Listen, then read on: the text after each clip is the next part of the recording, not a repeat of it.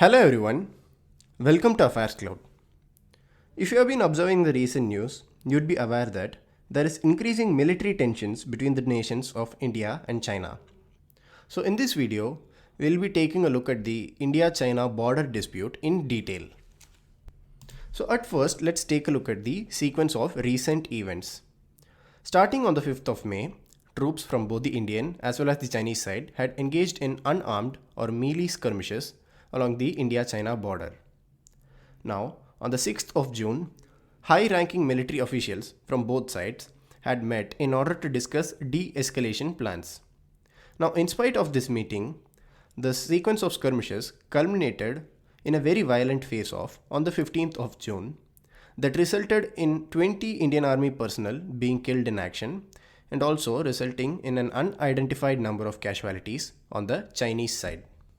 Now, this culmination of the clash on the 15th of June is said to be the deadliest clash between India and China in the last 45 years. These events make us wonder what is the history behind this India-China border dispute. So, as a preface to this question, let's take a look at the map of India and China border. Here we observe that 4 Indian states, namely Himachal Pradesh, Uttarakhand, Sikkim, and Arunachal Pradesh, fall on the India-China border along with the recently designated Union Territory of Ladakh. Now, this demarcation between India and China is officially recognized as the line of actual control. Here we observe that Ladakh in specific has been a very vital point for the border disputes between India and China.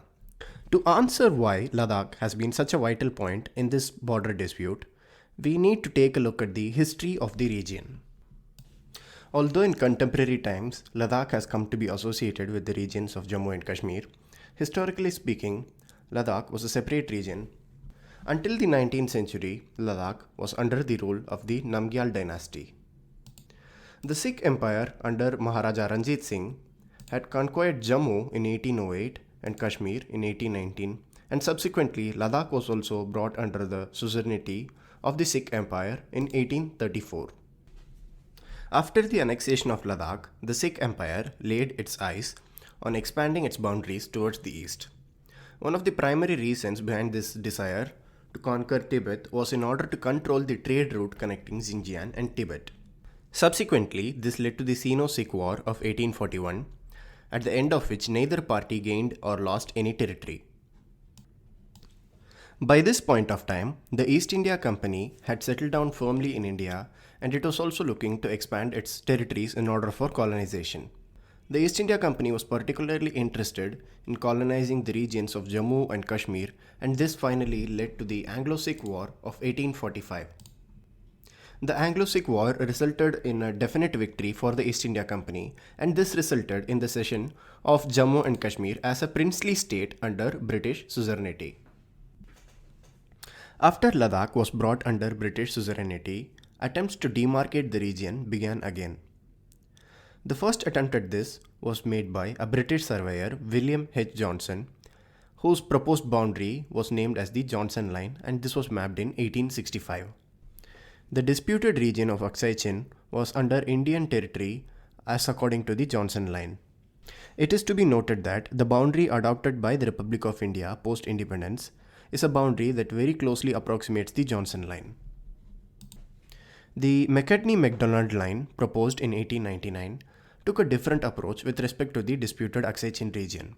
According to this line, part of the Aksai Chin region belonged to Indian territory and the rest belonged to China. Now, if we take a look at the history on the other side of the border, the regions surrounding Ladakh, that is Xinjiang and Tibet, weren't under the direct control of China during the time of drawing of the Johnson Line in 1865. Since Xinjiang and Tibet weren't under the rule of China, the Johnson Line wasn't done with the consultation of the Chinese side. The region that we currently call as the Aksai Chin region and the border of Ladakh gained prominence in the Chinese side after China's annexation of Xinjiang and subsequent annexation of Tibet. Now, Xinjiang was annexed or reconquested in 1878 and Tibet was incorporated into China in 1951. Now, as we just noted, Xinjiang was incorporated into China in 1878, and by 1947 India was an independent country. Now the strip of land in Ladakh that connected Xinjiang to Tibet gained particular importance to the Chinese side during its annexation of Tibet in 1951, since this was the shortest route from a Chinese-administered territory into Tibet. Subsequently, in 1951, China began construction of the G129 highway that connected Xinjiang to Tibet. Now this highway passed through the Ladakh region that India considers a part of its territory. The construction of the highway was complete by 1957, and by 1959, India had claimed that the highway was within Indian territory. Now this was because India post-independence had adopted the Johnson Line, according to which the entirety of the Aksai Chin region was within Indian territory. But as we had already noted, the Chinese side wasn't consulted during the time of drawing of the Johnson Line. The border-related disputes as a result of the newly constructed highway, along with India granting asylum to the Dalai Lama during the 1959 Tibetan uprising, led to increasing military tensions between the two nations. Subsequently, India and China engaged in skirmishes along the border, and this culminated in the Indo-China War of 1962. The war ended after China announced a ceasefire on the 20th of November 1962 and simultaneously withdrew itself to a line that it claimed as the line of actual control. According to this line claimed by China, the entirety of the Aksai Chin region belonged to the Chinese.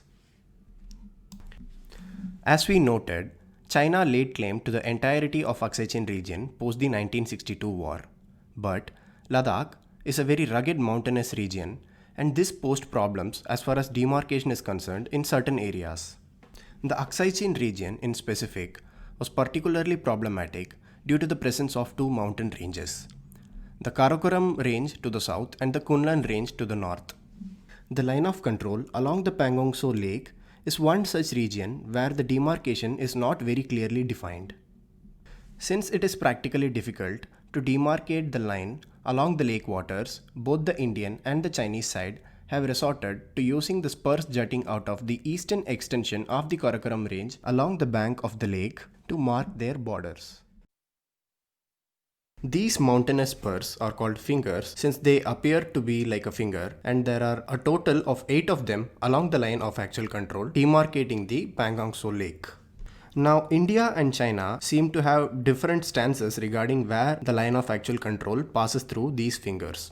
And consequently, this site along the Pangong Tso Lake has witnessed multiple border-related conflicts. When India was engaged in the 1999 Kargil War and hence had to pull out troops from the Pangong Tso Lake in order for Operation Vijay, China allegedly took advantage of this situation and had constructed a 5-kilometer road along the Indian side of the LAC. Now, traditionally, India has claimed that the line of actual control passes through finger 8, and China, until recent times, has maintained that the line of actual control passes through finger 4.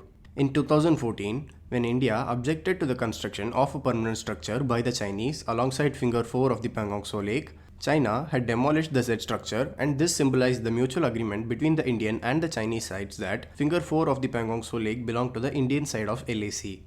The Doklam Standoff of 2017, where Indian and Chinese troops engaged in melee skirmishes, also occurred on finger 4 of this territory. Now, as we just noted, India claims the LAC passes through finger 8, and China has until recently claimed that the LAC passes through finger 4. And hence, Indian troops were patrolling up to finger 8, and Chinese troops were patrolling up to finger 4, sometimes allegedly up to finger 2. Hence, we can consider the region between finger 4 and finger 8 to be disputed territory. The sequence of recent skirmishes alongside the Pangong Tso Lake that occurred in the May and June of this year occurred in the areas between finger 4 and finger 5. One of the main strategic points that is central to this conflict surrounding the Pangong Tso Lake is the Chushul Valley that lies south of finger 4.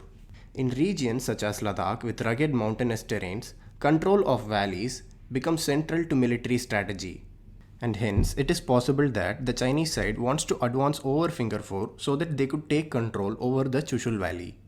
This could possibly explain the recent aggressions by the Chinese side and also their simultaneous shift in the claims of LAC from finger 4 to finger 2. Let us take a brief moment to understand what a valley is. So valleys are low-lying areas between hills or mountains. Typically, a valley is formed as a result of a river or a stream of a river running between the said hill or the mountain. Since valleys are low-lying areas, they are the most efficient path in such rugged mountainous terrains. The image you are looking at right now is of the Galwan Valley. The Galwan Valley was formed as the result of the Galwan River flowing between the two hills in the picture.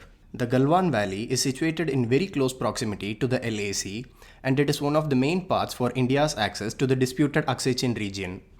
The deadly clash that occurred on the 15th of June that resulted in 20 Indian Army personnel being killed in action occurred in this valley. One could observe that a recurrent theme in the recent clashes between India and China along the LAC is that most of these clashes are over the control of valleys or other strategic points of military advantage. Subsequently, this leads to the question as to what changed in the status quo between the two nations that triggered this conflict. Daulat Beg Oldi is a military base that was established during the 1962 Indo-China War.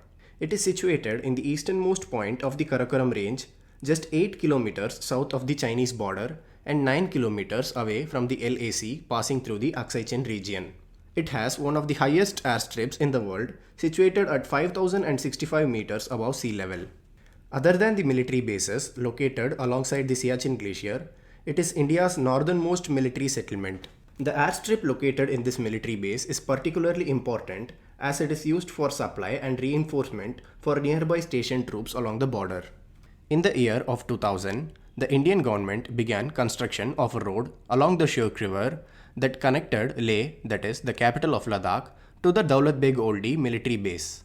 Previously, before the construction of this road, transportation from Leh to Daulat Beg Oldi was said to take approximately 2 days, but the construction of this road reduced the transportation time to approximately 6 hours.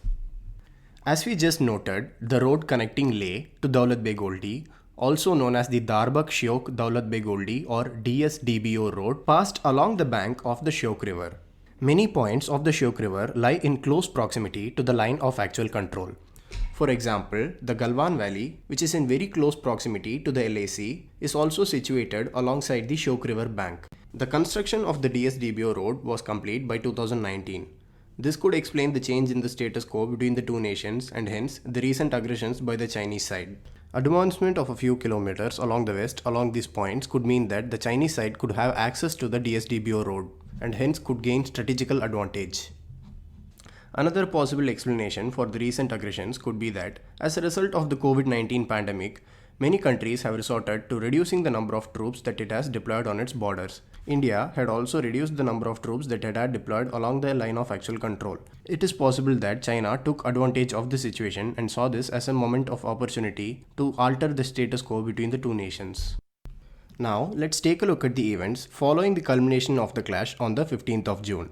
So as we had noted, the clash that occurred on the 15th of June was the deadliest clash between the two nations in the last 45 years.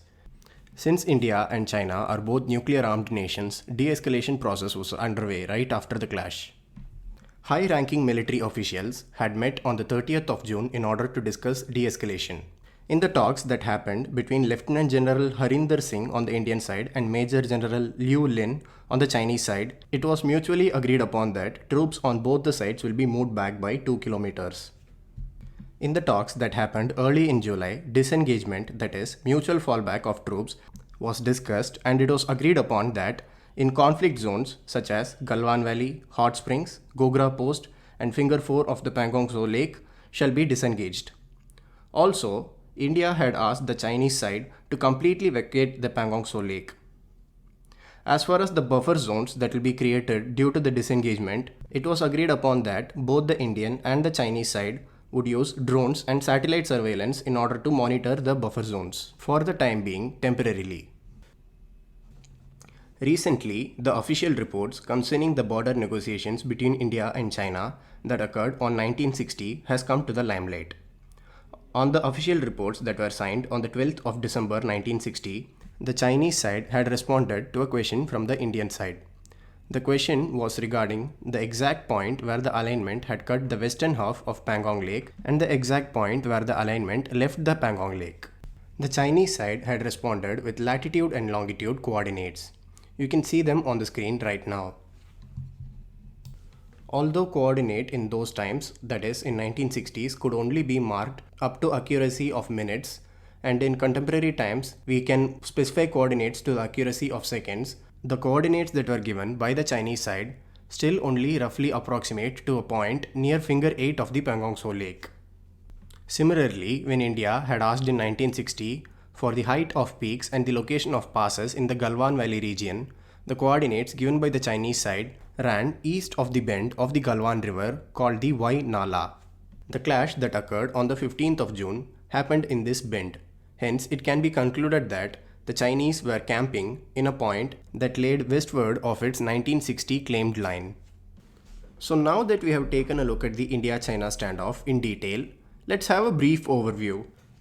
Ladakh wasn't historically a part of Jammu and Kashmir. The Sikh Empire had conquered Ladakh in 1834 and subsequently attempted to invade Tibet. This resulted in the first ever conflict between the two sides. The marking of the territorial boundaries of Ladakh gained prominence after it was brought under British suzerainty. Both the Johnson Line and the Mccartney-Mcdonald Line, which were drawn during the British period, weren't officially accepted by the Chinese side. After India had gained independence, they had their first border conflict during China's incorporation of Tibet that occurred in 1951. Later, in 1962, India and China engaged in the Sino-Indian War. At the end of this war, the line of actual control was marked. The terrain of Ladakh posed problems in establishing clearly defined boundaries. Hence, India and China have engaged in boundary-related disputes time and again post the 1962 war.